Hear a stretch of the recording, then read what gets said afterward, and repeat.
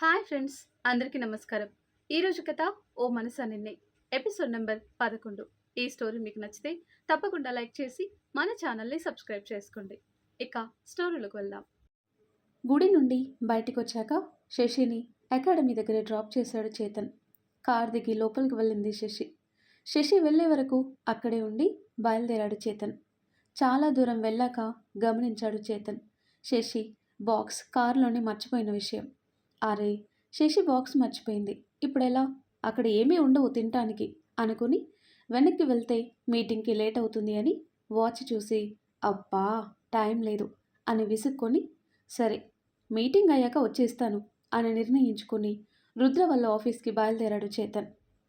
ఆ తర్వాత కట్ చేస్తే స్నేహ, ఎక్కడికి ఇంత పొద్దున్నే రెడీ అవుతున్నావు అని అడిగింది సంజన. గుడి నుండి రాగానే మళ్ళీ రెడీ అయిన స్నేహాని చూసి, మా ఫ్రెండ్ పెళ్ళి వదినా, ఇక్కడే హైదరాబాద్లో, నేనెక్కడే ఉండి కూడా వెళ్ళకపోతే నన్ను చంపేస్తుంది అని చెప్తూ రెడీ అవుతున్న స్నేహాని తన వైపుకు తిప్పుకొని, స్నేహ, నాకు తెలిసి మీ అన్నయ్య నీకు సంబంధాలు చూడటం మొదలు పెట్టే ఉంటారు, అందుకే ఎప్పుడూ లేనిది నిన్నీ మధ్య తనతో తీసుకెళ్లారు అని సంజన చెప్తూ ఉంటే, వదినా అని దీనంగా పిలిచింది స్నేహ. స్నేహ తల మీద సవరి తీస్తూ, అవును స్నేహ, మీ అన్నయ్య ఏ నిర్ణయం తీసుకోకముందే నీ ప్రేమ విషయంలో ఒక క్లారిటీ తెచ్చుకో. ఎన్ని రోజులు ఇలా దూరం నుండి ప్రేమిస్తూ ఆగిపోతావు? ఓసారి నీ మనసులో మాట తనకి చెప్పే ప్రయత్నం చేయు అని చెప్పింది సంజన. సరే వదినా అని చెప్పింది స్నేహ. స్నేహ తల మీద నుండి చేయి తీసి తాను పెట్టుకున్న బొట్టుని సరిచేసింది సంజన. స్నేహ నవ్వి, సరే వదినా, నేను వెళ్ళొస్తాను అని చెప్తుంటే, తినేసి వెళ్ళు స్నేహ, అన్నీ రెడీగా ఉన్నాయి అని అడిగింది సంజన. స్నేహ త్వరగా తినేసి స్మైలీని ముద్దు చేసి వెళ్ళింది. ఆ తర్వాత కట్ చేస్తే రోజు కంటే ముందుగానే ఆఫీస్కి వెళ్ళాడు రుద్ర. ఆ రోజు మీటింగ్ ఉండటంతో చేతన్ మీటింగ్ టైం కంటే 10 నిమిషాల ముందు ఒక పెద్ద బిల్డింగ్ ముందు కారు ఆపగానే ఒక అతను వెళ్ళి డోర్ తీసి పట్టుకున్నాడు. చేతన్ ఫైల్ తీసుకొని కారు నుండి దిగి అతన్ని చూసి చిన్నగా స్మైల్ ఇచ్చాడు అతను విష్ చేయగానే. ఇంతలో రుద్ర ఎదురుగా వచ్చి చేతన్ని చూసి షాక్ అయినా ఒక నిమిషంలో తేరుకొని, మీరు అన్నాడు. చేతన్ సింగరాజు అన్నాడు చేతన్.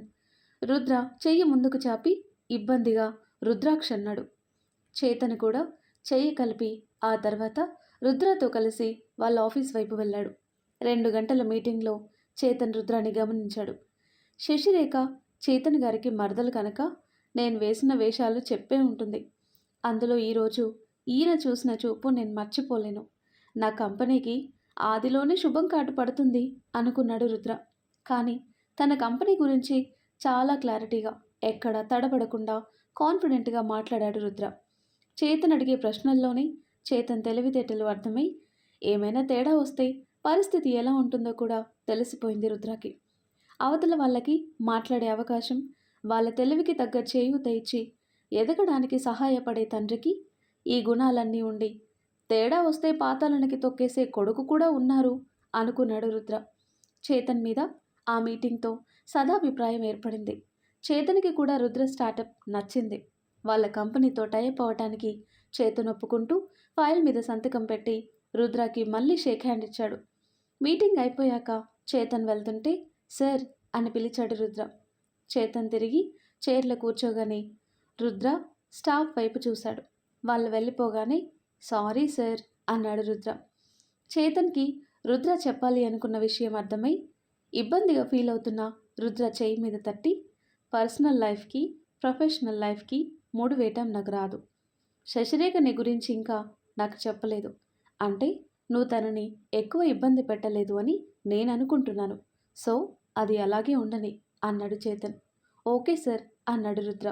చేతన్ వెళ్తుంటే రుద్ర కార్ వరకు వచ్చాడు.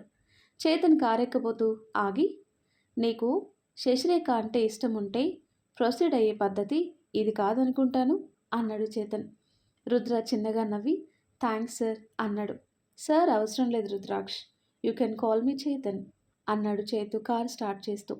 చేతు మాటలకి రుద్ర తీసుకుపోయే నిర్ణయం ఏంటో మరి. ఆ తర్వాత కట్ చేస్తే మేడం మీకోసం ఎవరో వచ్చారు అని చెప్పాడు ప్యూన్ శశి దగ్గరికి వచ్చి. ఎవరు అని అడిగింది. ఏమో మేడం, మీకు బాగా కావలసిన వాళ్ళని మాత్రం చెప్పారు అన్నాడు ప్యూన్. సరే అని శశి మూవలు తీసేసి నటరాజు విగ్రహానికి నమస్కారం చేసి వెళ్ళింది. వెనక్కి తిరిగి నించున్న ఒక అమ్మాయి దగ్గరికి వెళ్ళి ఎవరు అని అడిగింది శశి. తను ముందుకు తిరిగిన ముఖానికి స్కార్ఫ్ ఉండేసరికి మీరు అని మళ్ళీ ప్రశ్నించింది శశి. మీతో కొద్దిగా మాట్లాడాలి, పర్సనల్ అని అడిగింది జాలి కలిగే విధంగా. ఓకే పదండి అని అదే అకాడమీలో వెనక సైడ్ ఎవరు ఎక్కువగా తిరగని ప్లేస్కి తీసుకువెళ్ళింది శశి. ఇప్పుడు చెప్పండి ఎవరు మీరు అని అడిగింది శశి. ఆ అమ్మాయి ముఖానికి ఉన్న స్కార్ఫ్ తీసేసి ఏడుపు మొదలుపెట్టింది. ముఖం మీద ఉన్న వాతలు దెబ్బలు చూసి అయ్యో ఏమైందండి, అసలు మీరు ఎందుకు ఏడుస్తున్నారు అని అడిగింది శశి. దీనికి కారణం మీరే అని చెప్తే మీరు నమ్ముతారా అని అడిగింది ఆ అమ్మాయి. ఏంటి, మీ బాధకి కారణం నేనా అని అయోమయంగా అడిగింది శశి. అవును శశిరేఖ గారు, మీరే అని గట్టిగా చెప్పింది ఆ అమ్మాయి కళ్ళు నలుపుకుంటూ. మీరేమంటున్నారో నాకు అర్థం కావటం లేదు, అసలు మీరెవరో కూడా నాకు తెలీదు అని చెప్పింది శశి. అది నా కర్మ, నా అదృష్టం బాగుంటే ఈ పాటికి మీ బావకి భార్యగా మీ మధ్య ఉండేదాన్ని, ఇలా దొంగలాగా మిమ్మల్ని కలవటానికి వచ్చి ఉండేదాన్ని కాదు అని ఆమె అంటుంటే శశి ఇంకా అయోమయంగా మా బావా అని అడిగింది. అవును మీ బావే, నేను చేతన్. ముందు రోజు తన రుద్రకి చేతన్ తనకి బావ వరస అని చెప్పకనే చెప్పిన విషయం గుర్తుంది శశికి. చాలా రోజులుగా ప్రేమించుకున్నాం, కానీ ఒకసారి మా మధ్యలోకి సాధ్వి వచ్చింది. తను నన్ను అర్థం చేసుకొని చేతన్ని నాకు వదిలి వెళ్ళిపోయింది. చేతన్ ఆ బాధలో కొన్నాళ్ళున్న మాట నిజమే, కానీ ఆ టైంలో చేతన్ని నేను ఓదార్చాను. తర్వాత మళ్ళీ చేతన్ నన్ను ఎప్పటిలాగే ప్రేమించాడు. అన్నీ నార్మల్ అయ్యాక మళ్ళీ నువ్వు వచ్చావు. ఇప్పుడు నీ చుట్టూ తిరుగుతూ మళ్ళీ నన్ను వదిలేశాడు. సరే, ఈ ప్రేమ ఇవన్నీ నాకొద్దు, ఇదంతా నా కర్మ అనుకున్నాను. కానీ ఈసారి ఆ ప్రేమ నా కడుపులో ప్రాణం పోసుకుంటుంది. అదే విషయం నేను చేతన్కి చెప్పాను. ఇంటికి వచ్చి కలుస్తాను అని చెప్పి 2 రోజుల క్రితం ఇంటికి కూడా వచ్చాడు. అబార్షన్ చేయించుకోమని డబ్బులు ఇచ్చాడు. నేను ఒప్పుకోకపోయేసరికి ఇలా కొట్టాడు. నా కడుపు మీద త అని తనింకా పూర్తి చేయకముందే ఆ అమ్మాయి చెంప పగలగొట్టింది శశి. ఆమె తల ఒక్కసారిగా గిర్రున తిరిగి తామాయించుకొని నించుంది. చేతన్ గురించి ఇంకో మాట తప్పుగా మాట్లాడితే ప్రాణం తీసేస్తాను అని అరిచి కోపంగా మళ్ళీ కొట్టింది. ఈ దెబ్బకి ఆ అమ్మాయి పక్కనే ఉన్న బెంచ్ మీద పడింది. తన గొంతు పట్టుకొని నువ్వు చెప్పిన కథలు నమ్మటానికి నేనేమైనా సాధ్విని అనుకున్నావా? శశిరేఖని అని ఉరిమి చూస్తూ చెప్పింది. నేను చెప్పింది నిజం అని తను అనబోతుంటే ఇంకొక మాట మాట్లాడితే నాలుక కోసేస్తాను, జాగ్రత్త. ఏంటి, సాధ్విని మర్చిపోయి మళ్ళీ నీతో ప్రేమగా ఉన్నాడా అంటూ ఉంటే శశి కంట్లో నీళ్లు తిరిగాయి. నువ్వు చేసిన దరిద్రానికి బాధ మర్చిపోవటం అటుంచు, అసలు మనిషి మనిషిలాగే లేడు. నీకు తెలిసి తను ప్రాణంగా ప్రేమించిన అమ్మాయిని తనకు దూరం చేశావు. కానీ ఆ బాధతో తనని ఎంతగానో ప్రేమించే కుటుంబానికి చేతన్ని దూరం చేశావని తెలుసా నీకు? నీ గురించి తెలియక సైలెంట్గా ఉన్నాడు అనుకుంటున్నావా? ఈ పని ఎవరు చేశారో తెలిస్తే వాళ్ళని చంపేస్తాను కాబట్టి నాకు తెలియనివ్వకు అని చెప్పి తనకి తానుగా ఈ విషయానికి దూరంగా ఉన్నాడు అని కళ్ళు నిప్పులు చెరుగుతుంటే చెప్పింది శశి. బాధని మర్చిపోయి నీకు దగ్గరయ్యాడా? అలా మర్చిపోయే ప్రేమ తనది. తన చెంపల మీద జారుతున్న కన్నిటిని తుడుచుకొని తనని మర్చిపోలేక ఇప్పటి వరకు నరకం చూస్తున్నాడు. ఇప్పుడిప్పుడే కాస్త మనుషుల్లో ఉంటున్నాడు. మళ్ళీ తయారయ్యావా దాన్ని దూరం చేయటానికి? నీకేం ద్రోహం చేశాడే ఇలా పగబట్టావు అని అడిగింది శశి. ఈ విషయాలన్నీ శశికి ఎలా తెలుసు అనే ఆలోచనలో ఉండిపోయింది హారిక, స్కార్ఫ్ కట్టుకున్న అమ్మాయి. శశి ఆపై మాట్లాడలేక హారికని వదిలేసి వెనక్కి తిరిగి కళ్ళు మూసుకొని కోపాన్ని అణుచుకుంటూ ఉంటే హారిక బెంచ్ మీద నుండి లేచి 4 అడుగులు వేసింది. ఏయ్ హారిక! అప్పట్లో ఉదయ్ చెప్పాడు శశికి ఇదంతా హారిక అనే అమ్మాయి వల్ల అని. ఇప్పుడు సాధ్వి గురించి తను చెప్పగానే ఈ అమ్మాయే హారిక అని శశికి అర్థమైంది. హారిక అని పిలిచింది శశి. వెళ్తున్న హారిక ఆగగానే మళ్ళీ ఏ కారణంగా అయినా చేతన్ని బాధ పెట్టాలని చూసినా, అసలు నువ్వు మళ్ళీ నాకు కనిపించినా అదే నీ ఆఖరి రోజు అవుతుంది, జాగ్రత్త అని చెప్పింది శశి. వచ్చిన పని అవ్వకపోగా శశి చేతిలో దెబ్బలు తిని మరీ వెనతిరిగింది హారిక. మళ్ళీ వస్తుందా? శశి చేతిలో జరిగిన అవమానానికి బదులు తీర్చుకుంటుందా? చూద్దాం. అక్కడే కూర్చుంది శశి, తలకి చేతులు పెట్టుకొని. మనసులో కోపం, బాధ బయటికి తన్నుకొస్తుంటే ఎలా స్థిమితపడాలో తెలియక దాన్ని కన్నీటి రూపంలో బయటికి పంపిస్తూ ఉండిపోయింది. ఇంతలో తన భుజం మీద చేయి పడగానే ఆ స్పర్శ గుర్తుపట్టి తల పైకెత్తి చూసింది.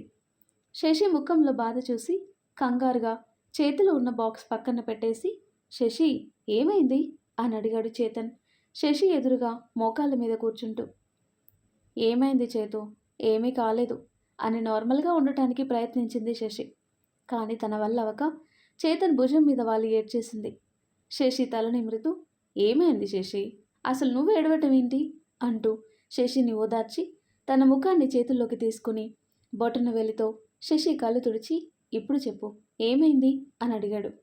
శశి తల అడ్డంగా ఊపి, ఏం లేదు, అమ్మ గుర్తొచ్చింది అంతే అని చెప్పింది మాట దాటేస్తూ. శశి నువ్విక్కడే ఉండు, ఇప్పుడే వస్తాను అని చెప్పి ఆఫీస్ రూమ్కి వెళ్ళి శశిని బయటికి తీసుకువెళ్తున్నట్టుగా చెప్పాడు అక్కడి వాళ్ళకి. రంగాచారి గారు లేకపోవడంతో ఆయనకి ఫోన్ చేసి శశికి హాఫ్ డే లీవ్ కావాలంట అని మాత్రమే చెప్పారు. ఆయన వెంటనే సరే అన్నారు. చేతన్ శశి దగ్గరకు వచ్చి శశి పక్కన కూర్చుని శశిని చూస్తూ ఉన్నాడు. కాసేపటికి నార్మల్ అయ్యి, ఆయన నువ్వేంటిక్కడ అని అడిగింది. చేతన్ పక్కనున్న బాక్స్ చూపించి, కారులో మర్చిపోయావు అని చెప్పాడు. నువ్వు తిన్నావా అని శశి అడగగా, లేదు, నువ్వు వస్తే బయటికి వెళ్దాం అన్నాడు చేతన్.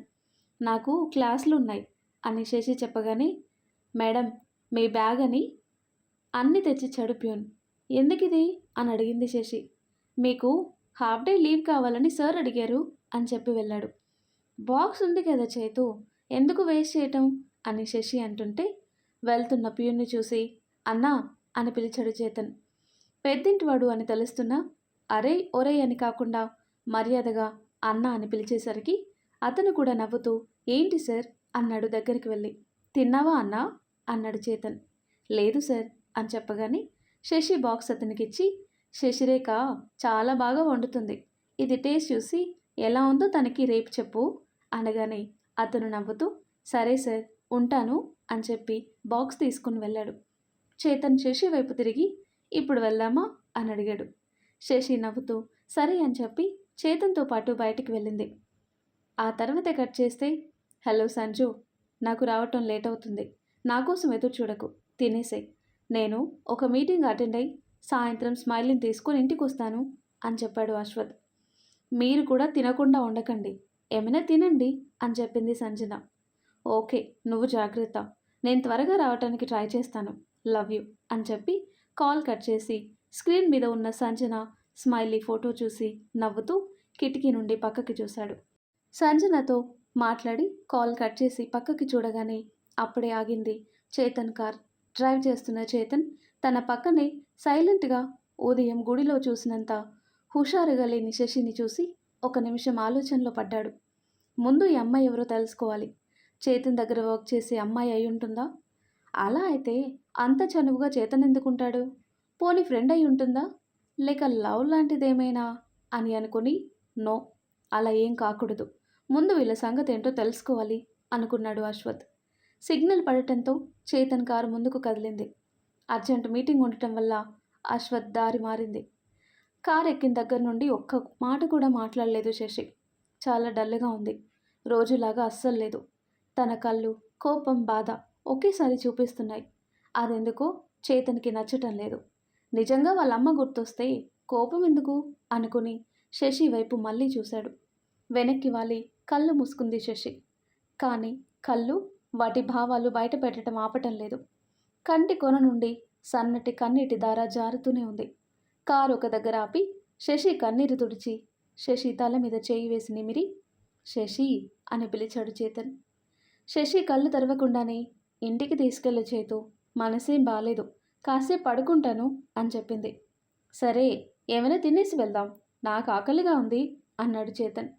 నాకేమీ వద్దు, నువ్వే తినేసేయ్ అని శశి చెప్పగానే, అయితే వెళ్ళిపోదాం, నేను ఏమీ తినను అన్నాడు చేతన్ అలిగినట్టు కార్ స్టార్ట్ చేస్తూ. శశి కళ్ళు తెరిచి చేతన్ని చూడగానే ప్లీజ్ అన్నట్టుగా కళ్ళు చిన్నవి చేసి చూశాడు. చేతన్ అలా చూసి శశి చిన్నగా నవ్వింది. అది శశి అంటే అలా ఉండాలి, అంటూ కార్ దిగాడు చేతన్. శశితో కలిసి రోడ్ సైడ్ డాబాకి వెళ్ళి కూర్చున్నారు. శశి చేతికి మెనూ ఇచ్చి ఫస్ట్ నువ్వు ఆర్డర్ చేయు అన్నాడు. శశి సింపుల్గా కర్డ్ రైస్ ఆర్డర్ చేయగానే చేతన్ బేరర్ వైపు చూసి నాకు కూడా సేమ్ అన్నాడు. అదేంటి అని శశి అడగగా ఈరోజు నువ్వేం తింటే అదే తినాలని డిసైడ్ అయ్యానులే అన్నాడు నవ్వుతూ. చేతన్ తెలివి అర్థమయ్యి అలాగే బెట్టుగా ఉండబోయి ఇందాకే ఆకలి అన్నాడు అని గుర్తొచ్చి చేతన్కి ఇష్టమైనవి ఆర్డర్ చేసింది. బేరర్ వెళ్తుంటే అతన్ని ఆపాడు చేతన్.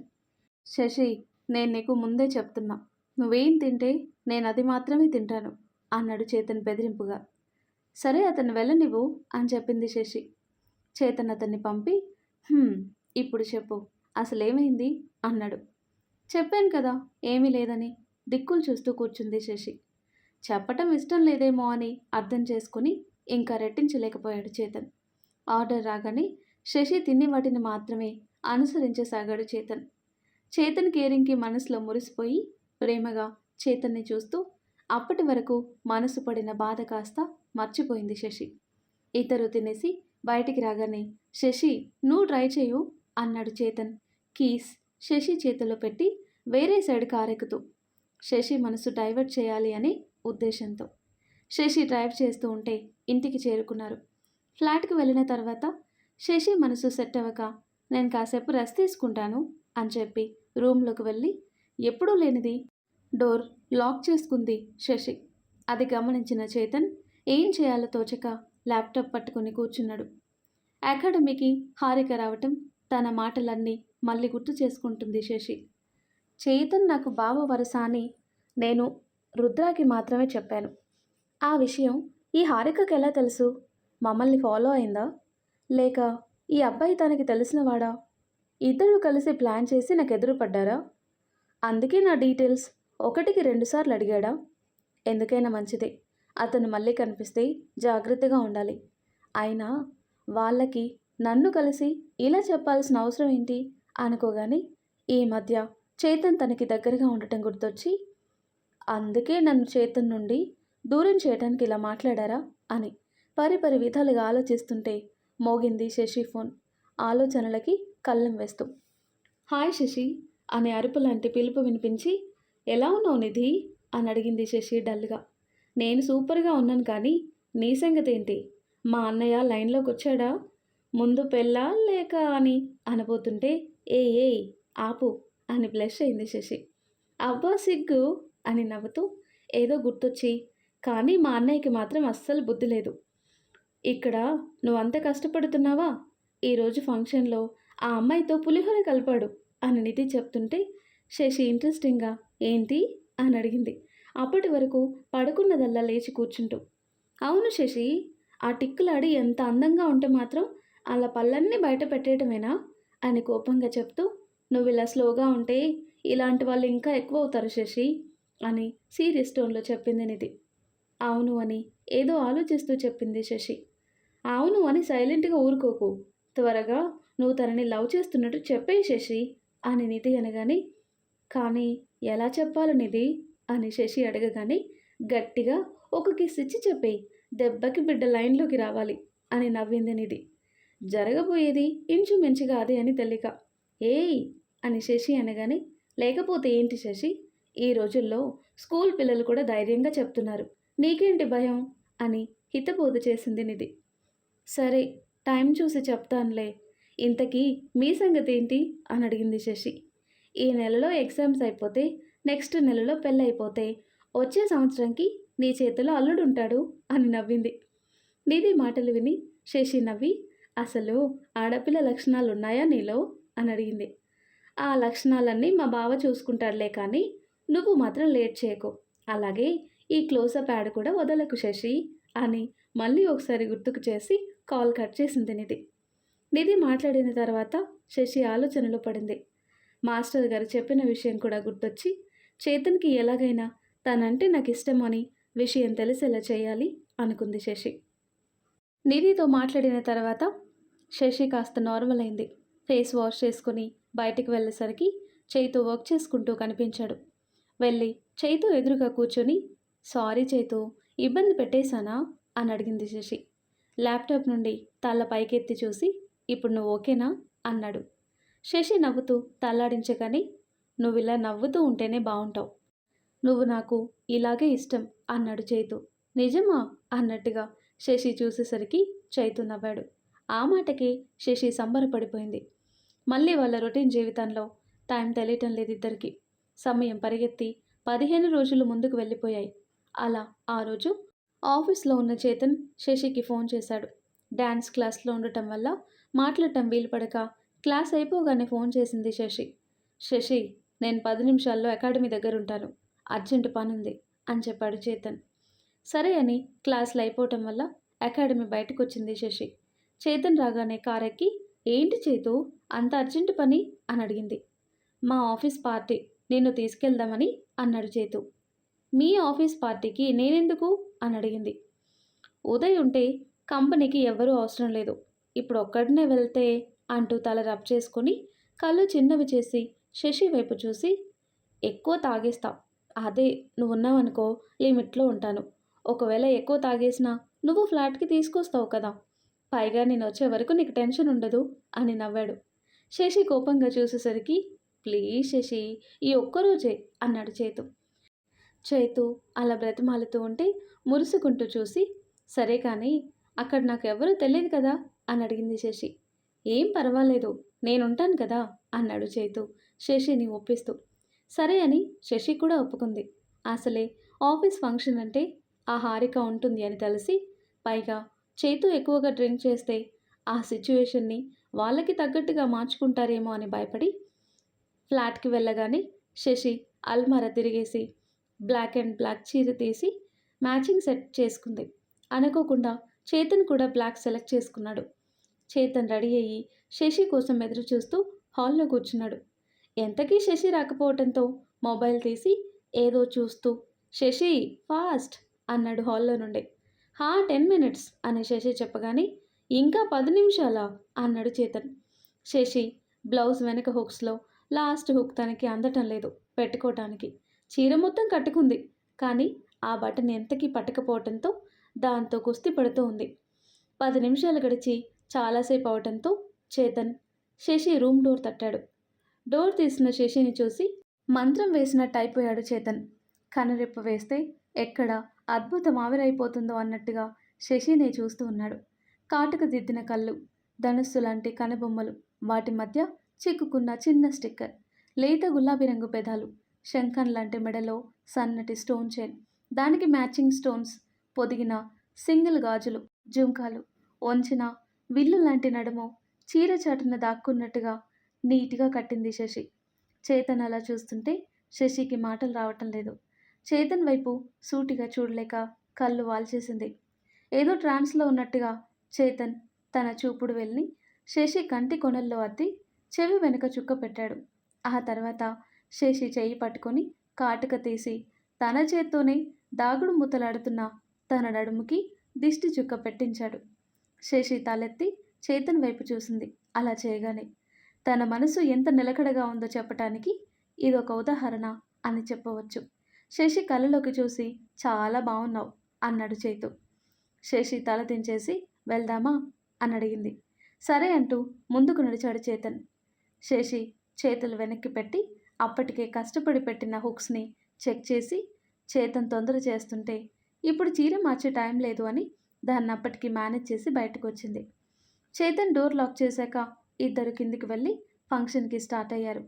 అరగంట జర్నీ తర్వాత ఫంక్షన్ జరిగే ప్లేస్కి వెళ్ళారు శశి, చేతన్. శశి కార్ దిగి ఇంకా ఇబ్బందిగా ఉన్న తన హుక్కు వల్ల ఫ్రీగా ఉండలేకపోతుంటే శశి చేయి పట్టుకొని లోపలికి తీసుకువెళ్ళాడు చేతన్. ఎప్పుడు పార్టీస్కి ఇలా వచ్చి అలా వెళ్ళే చైతు ఈరోజు ఇంత ముందుగా రావటం వెనక కారణం తెలిసిన వాళ్ళకి శశి ఎవరు అనేది అంతుపట్టని ప్రశ్న అయింది. బెరుకుగానే చేతన్ వెంట వెళ్తున్న శశిని నోర్లు గాలికి వదిలేసి చూస్తున్నారందరూ. ఇలాంటి పార్టీకి సారీలో వచ్చింది, ఇంట్రెస్టింగ్ అని కొందరు అనుకుంటుంటే, ఎప్పుడూ ఇలాంటి ఫంక్షన్స్కి వచ్చి ఉండదు అనుకున్నారు కొందరు. అబ్బాయిల కళ్ళు శశిని చూసి మెరిస్తే అమ్మాయిల కళ్ళు మండిపోయాయి. ఈ ఫంక్షన్ కోసం ఆఫీస్ లీవ్ పెట్టి మరీ షాపింగ్ చేయటం వల్ల కడుపు మంటకి కారణం. అందరి చూపులు గమనించిన చేతన్ శశి భుజం చుట్టూ చేయి వేసి నడిచాడు. శశి నమ్మలేనట్టు చేతన్ని చూసింది. శశి వైపు చూసి చిన్నగా నవ్వుతూ ఒక టేబుల్ దగ్గరికి వెళ్ళి కూర్చున్నారు చేతన్, శశి. అరే, ఏముందిరా చేతన్ సార్ గర్ల్ ఫ్రెండ్ అనుకుంటూ. సరే ఒక రేంజ్ అనుకుంటే ఆయన గర్ల్ ఫ్రెండ్ నెక్స్ట్ లెవెల్ రా. అబ్బా, ఇద్దరు బ్లాక్ అండ్ బ్లాక్ వేసి సెంటర్ ఆఫ్ అట్రాక్షన్ రా ఈ పార్టీకి. కనీసం అలాంటి అమ్మాయిల్ని చూడటం కూడా అదృష్టమే. చేతన్ సార్ లక్కరా బాబు అనే మాటలు వినిపిస్తుంటే వెనక్కి తిరిగి చూసింది హారిక. ఒకరి కోసం ఒకరన్నట్టు ఉన్న ఇద్దరిని చూసి పళ్ళు పటపట కొరకేస్తుంటే తన కొలిక్ కమ్ ఫ్రెండ్ అయిన లీసా వచ్చి, అబ్బా ఏముంది ఆ అమ్మాయిని నాకే ఇలా ఉంటే చేతన్ సార్ పరిస్థితి ఏంటో, అందుకేనేమో వచ్చిన దగ్గర నుండి వదలకుండా పక్కనే కూర్చున్నారు. అందుకేనేమో ఇన్ని రోజులు ఎంతమంది ట్రై చేసినా కనీసం కన్నెత్తి కూడా చూడనిది. ఎంతైనా వాళ్ళ కమిట్మెంట్ బాగుంది అని అంటూ తనకి తెలియకుండానే హారిక కోపానికి ఆద్యం పోసింది. హారిక కోపంగా చూసేసరికి నాలుక ఖర్చుకొని సారీ అని చెప్పింది లీసా. ఇంతలో చేతన్ టీం వాళ్ళొచ్చి చేతన్ని పలకరించి డ్రింక్ ఆఫర్ చేశారు. చేతన్ శశి వైపు చూసి ఆలోచించి డ్రింక్ గ్లాస్ తీసుకున్నాడు. కానీ తాగకుండా టేబుల్ మీద పెట్టి ఫంక్షన్ని చూస్తున్నాడు. శశి కళ్ళు అనుకోకుండా హారిక మీద పడ్డాయి. అంతే, శశి కోపం పీక్స్కి చేరింది.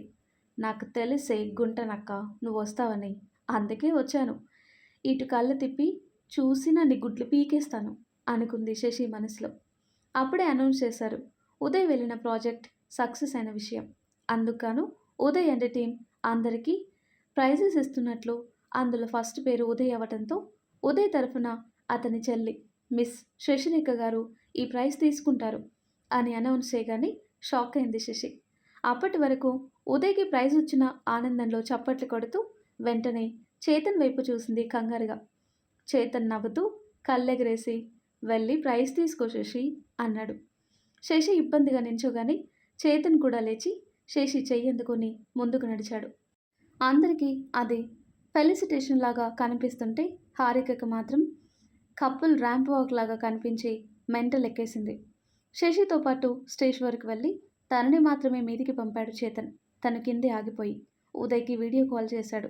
శశి వెళ్ళి ప్రైజ్ తీసుకుని దాని మీద ఉన్న ఉదయ్ పేరుని తడిమి చిన్నగా నవ్వింది. చైతు చేతిలో ఉన్న మొబైల్ వైపు చూసి ఆపై చేతన్ వైపు చూసి నవ్వుతూ కిందికొచ్చి ప్రైజ్ చేతన్ చేతికిచ్చింది. ఉదయ్కి ఫంక్షన్ ఏరియా అంతా చూపిస్తూ వెళ్ళి వాళ్ళ టేబుల్ దగ్గర కూర్చొని టేబుల్ మీద ఉన్న వైన్ గ్లాస్ చూపించాడు. అంతే, ముఖం వేలాడేశాడు ఉదయ్. చైతు నవ్వుతూ కాల్ కట్ చేసి, ఇప్పుడు డ్రింక్ చేస్తాను అని శశికి చెప్పి తన కోసం జ్యూస్ తెప్పించాడు. శశి జ్యూస్ గ్లాస్ తన వైన్ గ్లాస్ రాగానే శశికి చీజ్ చెప్పి మరీ స్టార్ట్ చేశాడు చేతన్. చేతన్ డ్రింక్ చేస్తుంటే ఆపలేదు శశి. అలాగే భోజనం కూడా చేసేసారు ఇద్దరు. చేతన్ కాస్త ఎక్కువగానే తాగాడు, కానీ అప్పటికి స్టడీగానే ఉన్నాడు. తినేశాక శశి వాష్రూమ్ వైపు వెళ్ళటం చూసిన హారిక తను వెనక్కి వెళ్ళింది. అది గమనించిన శశి హారిక వచ్చే వరకు డోరు వెనక కనిపించకుండా ఉంది. హారిక వచ్చి అక్కడున్న వాష్రూమ్లో శశి ఎందులో ఉందో తెలియక తికమక పడుతుంటే వెనక నుండి ఒక వాష్రూమ్లోకి తోసి డోరు వేసింది శశి. హారిక తేరుకునే లోపే డోర్ లాక్ చేసింది. బయట నుండి లాక్ చేస్తున్నారు అని తెలిసి, ఏయ్ ఎవరది అని అడిగింది. హా, నేను మా అమ్మని అని చెప్పింది శశి వెటకారంగా. ఏయ్ శశిరేఖ, డోర్ తీయవే అని అరిచింది హారిక. ఏయ్ ముందు నోరు మొయ్యి, ఏంటి వే అంటున్నావు? మర్యాద తగ్గితే తోలూడిపోతుంది, జాగ్రత్త అని చెప్పి, ఓ గింజుకోకు, నువ్వెన్ని రకాలుగా అడిగినా నేను డోర్ తీసే ప్రసక్తే లేదు అని గట్టిగా చెప్పింది శశి. నువ్వు కాకపోతే ఎంతమంది లేరు బయట పార్టీలో అని పొగరుగా హారిక చెప్పగానే, దీని దగ్గర ఫోన్ లేదు కదా అని అనుమానపడింది శశి. కానీ హారిక బ్యాడ్ లక్, తన ఫోన్ శశి ఎదురుగా డోర్ దగ్గర పడిపోయి ఉండటంతో దాన్ని తీసి, హాహా ఏం అదృష్టం ఎగ్గుంటనక్కనేది అని శశి అనగానే తన ఫోన్ బయటే పడిపోయిందని అర్థమై, ఏయ్ నా ఫోన్ నాకు ఇచ్చేయి అని అరిచింది హారిక. అబ్బా, నేను చెప్పగానే నువ్వు విన్నావేమో, నువ్వు అడగగానే ఇదో అమ్మ నీ ఫోన్, నువ్వు తీసుకో, బయటున్న వాళ్ళకి ఫోన్ చేసుకో అంటానికి ఇప్పుడు రావే, బయటికి ఎలా వస్తావో నేను చూస్తాను అని చెప్పి ఆ ఫోన్ని పవర్ ఆఫ్ చేసి పక్కనే ఉన్న డస్ట్బిన్లో పడేసింది శశి. డోర్ గట్టిగా కొడుతూ ఉండటంతో, ఏయ్ సైలెంట్గా ఉండమ్మాయి అని చెప్పింది శశి. ముందు డోర్ తీయవే, అప్పుడు చెప్తే నీ పని అని హారిక అనగానే, పాప లూజు, నేనొకటి అడుగుతాను, నిజాయితీగా చెప్పు అని శశి అనగాని, ఏంటి అని విసురుగా బదిలిచ్చింది హారిక. నువ్వు ఈ ప్లాన్తోనే వచ్చావు కదా ఇటు. ఒకవేళ నీ ప్లాన్ పండి నేను లోపల, నువ్వు బయట ఉండి ఉంటే నేను డోర్ తీయు అని అరవగానే ఎస్ బాస్ అంటూ చేతులు కట్టుకొని తీసేదానివా అని అడిగింది శశి. చచ్చిన తీయను అని హారిక కోపంగా చెప్పగానే, కదా అందుకే ఇక్కడే చచ్చిపో అని చెప్పి బయటికి వెళ్ళింది. బయట సౌండ్స్కి హారిక వాయిస్ ఎవ్వరికీ వినిపించదు.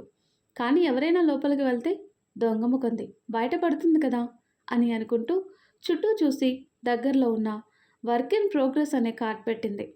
అక్కడ అదే ప్లేస్లో పక్కనే వర్క్ జరుగుతూ ఉన్న దగ్గర నుండి తెచ్చి ఆ బోర్డు పెట్టి చేతులు దులుపుకొని 1 నిమిషం అక్కడే ఉంది శశి. ఎవరైనా అటు వెళ్తారా అని. ఒకరిద్దరు వచ్చి ఆ బోర్డు చూసి రిటర్న్ వెళ్ళటం చూసి నవ్వుకుంటూ చేతన్ దగ్గరికి వెళ్ళింది. అప్పటికే తాగింది తలకెక్కటం స్టార్ట్ అయింది చేతన్కి. వస్తున్న శశి మెరుస్తూ కనిపించింది చేతన్ కళ్ళకి. శశి రాగానే, ఏమైంది శశి ఇంత లేట్ అని అడిగాడు చేతన్. అక్కడ వాష్రూమ్ రిపేర్, అందుకే ముందుకు వెళ్లాల్సి వచ్చింది అని చెప్పి హారికను తలుచుకొని నవ్వుకుంది శశి. సరే వెళ్దామా అని అడిగాడు చేతన్. హా పద అంటూ శశి లేవగానే, చాలా రోజులకి తాగటం వల్ల చేతన్ కాస్త మత్తుగా ఉన్నాడు. చేతన్ కళ్ళు ఎర్రగా అవటంతో కారు డోర్ తీసి చేతన్ కూర్చోగానే సీట్ బెల్ట్ పెట్టి సీట్ని వెనక్కి బెండ్ చేసింది. తను డ్రైవింగ్ సీట్లో కూర్చొని డ్రైవింగ్ స్టార్ట్ చేసింది. చేతన్ కళ్ళు తెరిచి శశి వైపు తల తిప్పి, నేను స్టడీగానే ఉన్నాను శశి అన్నాడు. అవునవును తెలుస్తుంది అని శశి అనగాని చిన్నగా నవ్వి, కాస్త ఎక్కువైంది అన్నాడు. శశి కూడా చేతన్ని చూసి, ఇలా పీతలాగా తాగేస్తే ఎలా అని చురక పెట్టగానే, ఉదయగాడుంటే రోజు తాగేవాళ్ళం కనుక పెద్దగా ఇంట్రెస్ట్ ఉండేది కాదు, కానీ ఇప్పుడు నువ్వు నాకు కంపెనీ ఇవ్వలేవు కదా అన్నాడు చేతన్ నవ్వుతూ. శశి చిరు కోపంగా చూడగానే చేతన్ కిటికీ నుండి బయటకు చూసి, ఏయ్ మినుగురు పురుగులు అటు చూడు శశి అన్నాడు చేతన్. శశి కిటికీ నుండి బయటికి చూసి కారు ఆపింది. చిమ్మ చీకట్లో ఆకాశంలో చుక్కల్లాగా మెరిసిపోతున్న వాటిని చూసి కిందికి దిగింది శశి. చేతన్ కూడా కారు దిగి నించున్నాడు.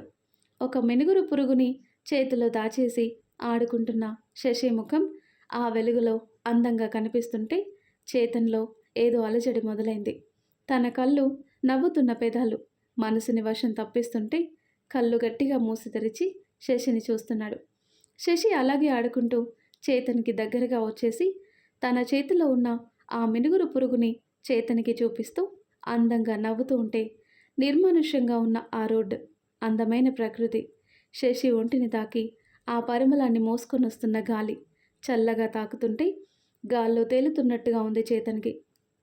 మనసు పూర్తిగా తన వశం తప్పి ఒక కన్ను మూసి ఒక కన్నుతో తన గుప్పెట్లో మెరుస్తూ చిక్కుకున్న మినుగురు పురుగుని చూస్తూ ఆడుకుంటూ ఉంటే శశి అని పిలిచాడు చేతన్ వణుకుతున్న గొంతుతో. శశి చేతన్ వైపు తల తిప్పి చూడగానే ఒక చేత్తో తన నడుం పట్టుకొని దగ్గరికి లాగి మరో చేయి తన బుగ్గ మీద వేసి పెదాలు అందుకున్నాడు చేతన్. ఏం జరుగుతుందో అర్థమయ్యి మైండ్ మొద్దు బారిపోగానే మనసు యాక్టివేట్ అయింది. నడుం మీద పట్టు పెంచుతూ ఇంకా దగ్గరికి లాక్కుంటున్న చేతన్ గుండెల మీద ఉండిపోయిన తన చేత్తో వెనక్కి నడుతున్న అది వృధా ప్రయాస అవుతుంది తప్ప లాభం ఉండట్లేదు. శశి కళ్ళు మూతలు పడుతుంటే ఊపిరి తీసుకోవటం భారం అవుతుంది. అసలు ఇది కళ నిజమా అనే డౌట్ నుండి మైండ్ ఇంకా బయటపడలేకపోతుంటే అంతకంతకు పెరుగుతున్న చేతన్ చేయి పట్టు ఇది కళ కాదు అని చెప్పకనే చెప్తుంది. ఊపిరాడక శశి కంట్లో నుండి నీరు జారుతుంటే కాస్త పట్టు వదిలి మళ్ళీ ముద్దు తీవ్రతని పెంచాడు చేతన్. మత్తులో చేస్తున్నాడా, మనసులో ఉంది చెప్తూ ముద్దు పెడుతున్నాడా అని ఆలోచించుకునే పరిస్థితిలో శశి మైండ్ లేదు. చేతన్ని దూరం తోయలేక, అలాగని ఇలాంటి కన్ఫ్యూజన్లో దగ్గర కాలేక తికమక పడుతుంది శశి. కొన్ని నిమిషాల తర్వాత శశిని అలాగే గుండెకి హత్తుకొని కళ్ళు మూసుకుని కింద పడబోతుంటే పడకుండా పట్టుకుంది శశి. కారులో చేతన్ని కూర్చోబెట్టి తను కూడా కారెక్కింది. కానీ మనసు మాత్రం ఇంకా అస్తవ్యస్తంగానే ఉంది. జరిగింది తలుచుకుంటే వెన్ను కంపిస్తుంది. అలాగే కళ్ళు మూసుకొని పడుకున్న చేతన్ని చూసి, ఇప్పటికే నేను అయోమయంలో ఉంటే ఇలా చేసి నన్నింకా అయోమయంలోకి నెట్టావు అనుకుంటూ చేతులు స్టీరింగ్ మీద వేసి తల వాల్చింది. ముందు ఇక్కడ నుండి వెళ్ళాలి అనుకొని కార్ స్టార్ట్ చేసి ఇంటికి పోనిచ్చింది. కార్ పార్క్ చేసి చేతన్ వైపు చూసింది. కానీ చేతన్ని పిలవటానికి ధైర్యం చాలటం లేదు. కనీసం చేతన్ వైపు చూడలేకపోతుంది. కొద్ది సమయం అలాగే ఉండి చేతన్ని తట్టింది. చేతన్ కనీసం కదలేకపోవటంతో తను దిగి చేతన్ వైపు వెళ్ళి కష్టపడి లేపింది. చేతన్ కార్ దిగి నడవలేక తూలుతుంటే సపోర్టుగా పట్టుకుని లిఫ్ట్ వరకు తీసుకెళ్ళింది. చేతన్ నిద్రాగక శశి భుజం మీద తలపెట్టి కళ్ళు మూసుకొని నించున్నాడు. అలా ఉండే అడుగులు వేస్తున్నాడు. అలాగే ఇంట్లోకి తీసుకువెళ్ళింది తిప్పలు పడుతూ. చేతన్ రూమ్లో తనని పడుకోబెట్టి షూస్ తీసేసి షర్ట్ పై బటన్ తీసేసింది శశి. ముందుకు వంగి దిండు సరిచేస్తుంటే చిన్నగా కళ్ళు తెరిచి శశి తల నిమిరి, ఎప్పటికీ నాతో ఇలాగే ఉంటావా శశి? ప్లీజ్ నన్ను వదిలి వెళ్ళకు. నువ్వు కూడా దూరంగా వెళ్ళిపోతే మళ్ళీ పిచ్చివాణ్ణవుతాను అని చెప్తుంటే అస్పష్టంగా వస్తున్న చేతన్ మాటలకి కంట్లో నీళ్లు తిరిగాయి శశికి. చేతన్ వెంట్రుకలు నుదురు మీద నుండి వెనక్కి నెట్టి, ఇక్కడే ఉంటాను పడుకో అని మెల్లిగా చెప్పి వెనక్కి వెళ్తుంటే శశి చేయి పట్టుకొని, ఇక్కడే ఉండు ఎక్కడికి వెళ్ళకు అంటూ కళ్ళు మూసేశాడు చేతన్. మెల్లిగా ఆ చేయిని తీసి బెడ్ మీద పెట్టి లైట్ ఆఫ్ చేసి తన రూమ్కి వెళ్ళింది. డ్రెస్ మార్చకుండా అలాగే బెడ్ మీద కూర్చొని మోకాళ్ళ మీద తలపెట్టి ఆలోచనల్లో పడింది. ఎంతసేపటికి నిద్ర పట్టడం లేదు. కళ్ళు మూసినా తెరిచినా అదే గుర్తొస్తుంది. లేచి ముఖం కడుక్కోవటానికి ముఖం మీద నీళ్లు చలుకోగాని పెదవి దగ్గర మంటగా అనిపించి అద్దంలో చూసింది. ఎర్రగా కందిపోయింది. ఇందాకటి చేతన్ పనే అని అర్థమై భయం, సిగ్గు అంతలోనే సందిగ్ధం ముంచేశాయి. వాటర్ తాగి చేతన్ కోసం మజ్జిగ చేసి తీసుకెళ్ళి చేతన్ తల తన భుజానికి ఆనించి పట్టుకొని మజ్జిగ తాగించింది. ఆ తర్వాత వెళ్ళి బెడ్ మీద వాలింది. కానీ ఎంతకీ నిద్ర పట్టక మెలకువగానే ఉంది. తెల్లవారుతూ ఉండగా ముందు చేతన్కి ఎలాగైనా తన మనసులో మాట చెప్పి చేతన్ అభిప్రాయం తెలుసుకోవాలి అని నిర్ణయించుకొని స్నానానికి వెళ్ళింది. పారధ్యానంగానే అన్ని పనులు చేస్తూ వచ్చింది. ఆఫీస్ లేని కారణం డ్రింక్ ప్రభావం. ముద్దు మత్తు ఇంకా వదలక పదైనా మెలకు రాలేదు చేతుకి. చేతన్ నిద్ర లేవనందువల్ల అలా ఉంది. కానీ లేచాక ఎలా ఫేస్ చేయాలో అని చాలా కంగారుగా ఉంది. అదో రకమైన భయం మొదలైంది శశిలో. శశి కాఫీ, తల పగిలిపోతుంది అనే చేతన్ అరుపులు వినిపించి ఆలోచన నుండి తేరుకొని కాఫీ తీసుకెళ్ళి టేబుల్ మీద పెట్టేసి బయటకు వచ్చింది శశి. చేతన్ని కనీసం సూటిగా చూడలేను అని అర్థమై కళ్ళు తెరిచి పొగలు కక్కుతున్న కాఫీ ఒక గుటిక వేసిన తర్వాత మెల్లిగా రాత్రి జరిగిన సీన్ కళ్ళ ముందు మెదిలింది. అది గుర్తుకు రాగానే షట్ అనుకుంటూ కప్పు టేబుల్ మీద పెట్టి తల పట్టుకొని కూర్చున్నాడు చేతన్. ఇక్కడ హాల్లో శశి, బెడ్రూమ్లో చేతన్. ఇద్దరు ఒకరితో ఒకరు మాట్లాడుకోలేదు ఆ రోజు. శశి అన్ని టేబుల్ మీద పెట్టేసి లోపలికి వెళ్ళాక చేతన్ వచ్చి మళ్ళీ శశి ఫీల్ అవుతుందేమో అని తినేసి వెళ్ళాక శశి అన్నీ సర్దటానికి వచ్చి టేబుల్ మీద ఉన్న గమ్ స్లిప్ చూసింది. ప్లీజ్ తిను శశి అని రాసి ఉంది అందులో. బాల్కనీలో నించున్న చేతన్ చూస్తూ ఉండగానే ప్లేట్లో అన్నం పెట్టుకొని తినేసింది. అలా వారి మధ్య మాటలు లేకపోయినా శశి రోజులాగే అన్నీ చేయటం, శశిని అకాడమీ దగ్గర డ్రాప్ చేయటం, తిరిగి తీసుకొని రావటం, ఇలా ఎవరికి వారు అన్నీ చేస్తున్నా ఒకరితో ఒకరు మాత్రం మాట్లాడుకోవటం లేదు. ఇలాగే వారం గడిచి మళ్ళీ శనివారం వచ్చేసింది. మరి ఆ తర్వాత ఏం జరుగుతుందో నెక్స్ట్ వీడియోలో తెలుసుకుందాం. ఎంతో ఇంట్రెస్టింగ్గా ఉండి ఈ స్టోరీ నెక్స్ట్ పార్ట్స్ కోసం ఈ వీడియో లైక్ చేసి మన ఛానల్ని తప్పకుండా సబ్స్క్రైబ్ చేయండి. Thanks for watching.